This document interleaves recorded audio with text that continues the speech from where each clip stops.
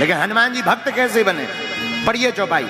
सुमारी पवन सोते पावन राम,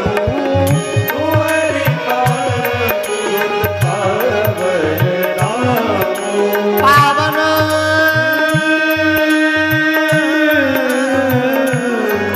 नामू, सुमारी पवन सोते पावन राम,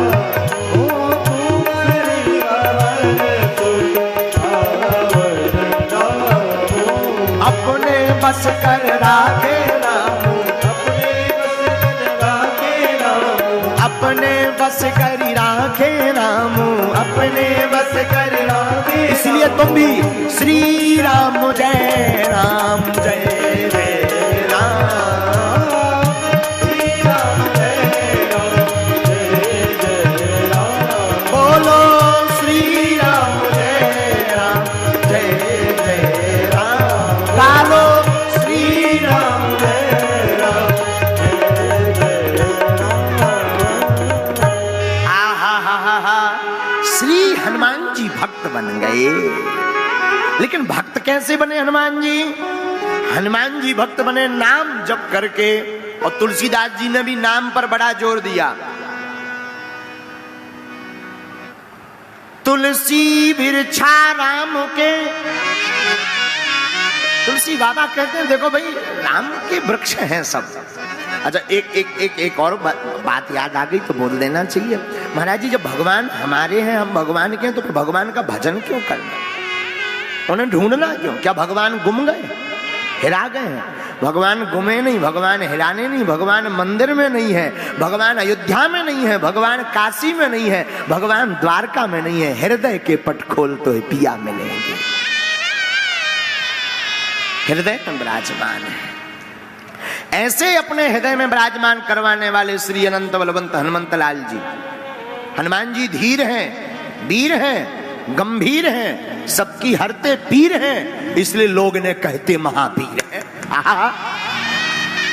हनुमान जी धीर है, वीर है, गंभीर है, हरते पीर है, इसलिए लोग इनको कहते महावीर है। एक बात और, आहा, तीसरी बात भी ध्यान आ गई। रामायण में 3 वीर रहे पूरी रामलीला में। कितने? लक्ष्मण जी वीर, क्योंकि कभी युद्ध से पीछे नहीं हुए, जो युद्ध में पिछले ना वो वीर। लेकिन हनुमान जी महावीर। लक्ष्मण जी अगर वीर हैं तो हनुमान जी महावीर है। बोले हनुमान जी महावीर कैसे? बोले ये कभी हारे ही नहीं, जहां भी गए वहां से गोल्ड मेडल ही लेकर आए। तो लक्ष्मण जी वीर, हनुमान जी महावीर। लेकिन एक और, हनुमान जी के स्वामी रघुवीर। रघुनाथ जी ऐसे हैं कि जौन तरफ देख दो तो सबई स्वाहा होगा। गोल्ड के ऊपर जो डायमंड लेके चला। हनुमान जी ऐसे अनंत बलवंत है। ऐसे हनुमान जी महाराज साधु संत के तुम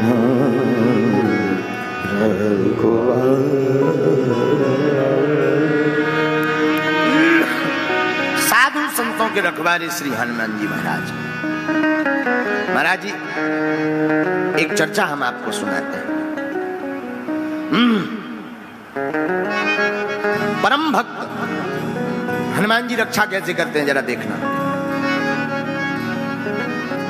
आप अपने इष्ट से कोई संबंध रख लो, उस संबंध का व्यवहार आप निभाओगे तो आपके इष्ट, आपके प्रभु 4 गुना प्रभाव से उस संबंध को निभाएंगे।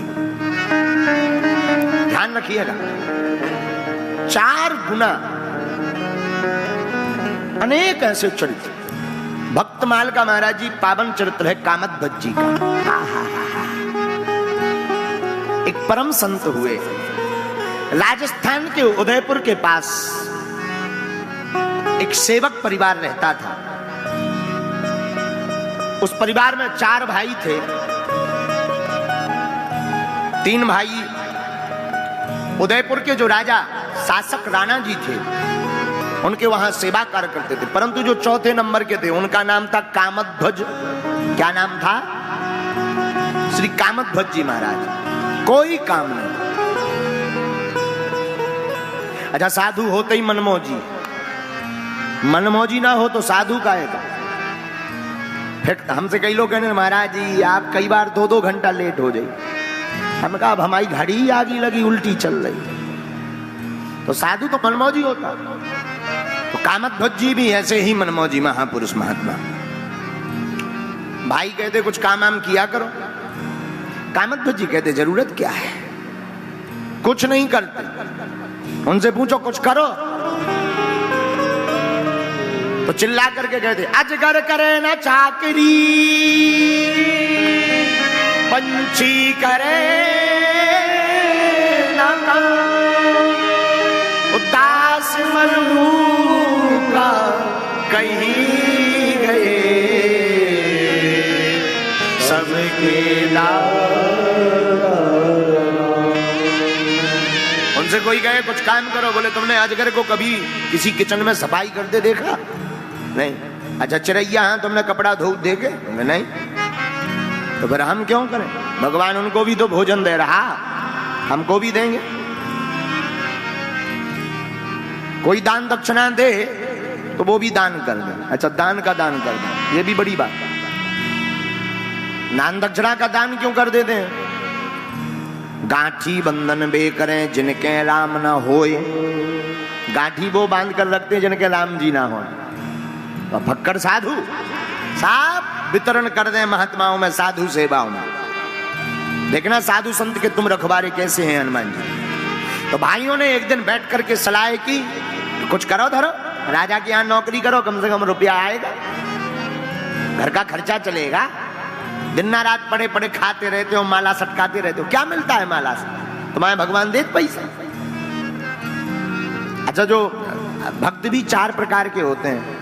कितने प्रकार के होते भक्त? 4। असली, नकली, दकली, फसली। हाँ हाँ महाराज जी, जब नई लॉन्चिंग आए। हाँ, 4 प्रकार के भक्त होते हैं, असली, नकली, फसली, दकली। अब आप कहोगे कि महाराज इनका विस्तार बताओ। सुनो, असली भक्त जो होता है वो तो असली होता है, दतिया वालों जैसा। हाँ, अब मान लो बजा लो, क्या दिक्कत? घर को परसोइया अंधियारी रात। असली जो सिर्फ भगवान की भक्ति में ही डूबा रहता। नकली भक्त वो है कि दूसरे यहाँ देखो कि तिलक लगाए सो भी लगा ली। उन्हें देखो कि पड़ोसी जा रहा हो, पड़ोसन जा रही, हम घरे का कर भी मन ही ना लगे सो उन्हें भी कुर्ता पैरो सो हो ही आ गया। इनको कहते हैं नकली। अब असली हो गए, नकली हो गए। अब जरा दकली सुनो, फसली। तीसरे नंबर का फसली। फसली कैसा होता है? फसली आदमी होता है मौसम वाला। सावन आएगा सो शंकर जी को बंजे, सो हर हर बोले, बम बम बोले, जटा टबी गलज प्रवाह पाव स्थले गले वो लंब लंब भुजंग खूब जप रहा। और जहां सावन गाओ सो गुरबीला सो जो है राजा। अब आई नवरात्रि, साथ छोड़, ओम जय अम्बे गौरी मैया जय श्यामा कौरी, तुम बिन जय हो माता दिन ना रात। अब जब नवरात्रि गई सुजोई गाओ। जहां फायदा दिखता है वहीं पर ये पूजा करने लगता है। तो इसको कहते हैं फसली। फसल की समय पे आउट है और फिर चलो चार। असली, नकली, फसली। लेकिन दकली बहुत खतरनाक। दकली जो होता है वो खुद तो करता नहीं है, दूसरे को भी नहीं करने। कहाँ पे थे सेंत में 5-5 घंटा होते कथा में बैठे, कहाँ फायदा हो जाने, पाखंड मचाए फिर रहे, टाइम बर्बाद कर रहे। ये तो बेफिजूली में 2-4 करोड़ रुपया को खर्चा हो रहा हो। ऐसे आदमन में ना बांट दें, ठटरी के बड़े थे अपनी लोगाई को बांट सो तो प्राण न कर जाना। उसे कहते थे अपनी लोगाइया कया सेंत में ले बाऊ गहने साड़ी वाड़ी। हाँ, एक साड़ी बल्लेबा दे, बाकी बांट दे। चलो इतने घले बेलन चिंता। लेकिन लोगों को तो बड़ा, ये जो चौथे नंबर का भक्त होता है ये बड़ा खतरनाक होता है, दकली। ऐसे 4 प्रकार के भक्त होते हैं। तो उनमें जो तीनों भाई थे वो चौथे नंबर के थे, दकली। न करते थे न करने देते थे। आगे से मैं माला जपत दिन न रहा, सीताराम सीताराम सीताराम। तुम्हारे सीताराम ने हमारी नींद और हराम कर दी। क्या कर रहा है सीताराम? कामत भज्जी तो ऊंचे महात्मा। अरे बोले शांत रहो, राम जी हमारे सब व्यवस्था करते हैं। आवेश के मारे उन तीनों भाइयों ने कह दिया, सुनो कान खोलकर, अगर तुम काम नहीं करोगे, राजा के यहाँ नौकरी नहीं करोगे, तो तुम घर पर भी नहीं रहोगे। कामत भज्जी बोले छोड़ा। अच्छा बोले अगर मर जाओगे तो अंत्येष्टि कौन करेगा? बोले जिनके हम चरणों में हैं वही राम जी हमारी व्यवस्था करेंगे अंत्येष्टि की। घर वालों ने डांट कर दुत्कार कर भगा दिया। रोते रोते घर से निकल आए।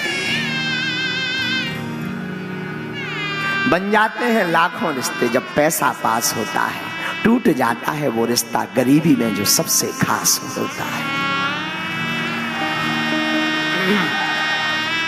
आंखों में आंसू आ गए, हाथ में माला ली, वन में आ गए। वन में आकर के राम जी के गुणों को, गुणानुवादों को गाने लगे।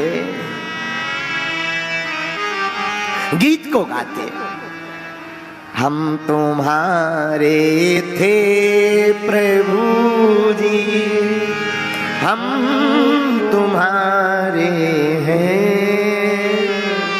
हम तुम्हारे ही रहेंगे ओ मेरे मोहतम, हम तुम्हारे ही रहेंगे ओ मेरे प्रियतम। तुम हमारे थे प्रभु जी, तुम हमारे हो, तुम हमारे ही रहोगे ओ मेरे प्रियतम। रोने लगे। वन में आकर के राम जी के गुणानुवाद गाने लगे। कभी नाचे कीर्तन करते करते, कभी मन आह्लादित तो हो जाए, झूम उठे, कभी चिल्लाने लगे, कभी रोने लगे वन में, कभी झोपड़ी बना करके रज को शरीर में लगा ले, कभी माला जोर जोर से जापे, कभी ना आह्लादित नाद भाने लगा। अब वो करुण स्वर में जोर जोर से, हे रघुनाथ, हे रघुनंदन, हे प्रियतम, हे सरकार, आपकी जय हो, आपकी जय हो। दिन ना रात रोते रोते निकल जाते।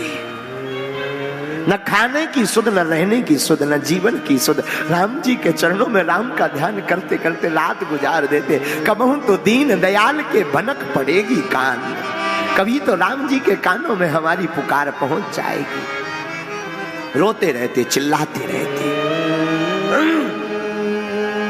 एक दिन धोखे से नदी स्नान करने गए तो धोखे से पैर फिसल गया। पैर फिसला, पत्थर में चोट, पत्थर डला हुआ था, पत्थर में सिर लगा और प्राण निकल गए। भयावह वन। ऐसे वन में पशु पक्षी भी नहीं ठहर रहे, इंसानों की खबर कौन। ऐसे बीहड़ वन में सिर फूट गया, प्राण निकल गए, शव डला रहा, 2 दिन तक शव डला रहा, शरीर फूल गया, दुर्गंध आने लगी। ना तो घर वालों ने खबर ली, ना परिवार वालों ने खबर ली। राम जी का सिंहासन डोल गया। राम जी ने अपने भक्त श्री हनुमान जी से कहा, हनुमान जी, इनका अपने अलावा कोई नहीं है, एक काम करो, तुम इनके पुत्र बन करके जाओ। अनंत बलवंत हनुमंत लाल जी वन में प्रकट भय, अपने हाथों से इनके शरीर को उठाया, चंदन की लकड़ियां मंगाई और उनके चंदन की लकड़ियों पर इनके शरीर को रखा और ब्राह्मण को बुलाकर मंत्रोच्चारण करवा करके इनकी अंत्येष्टि क्रिया करवाई।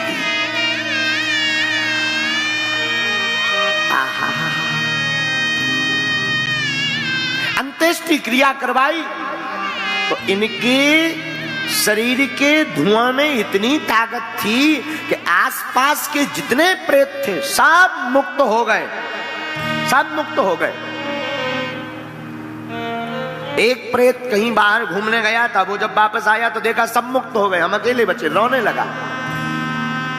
तो एक महात्मा ने सलाह दी कि तू एक काम कर, रो मत, ये कोई साधारण साधु नहीं थे, ये वो साधु हैं जिनके लिए स्वयं श्री अनंत बलवंत हनुमंत लाल जी ने आकर के इनकी क्रिया को संपन्न करवाया है।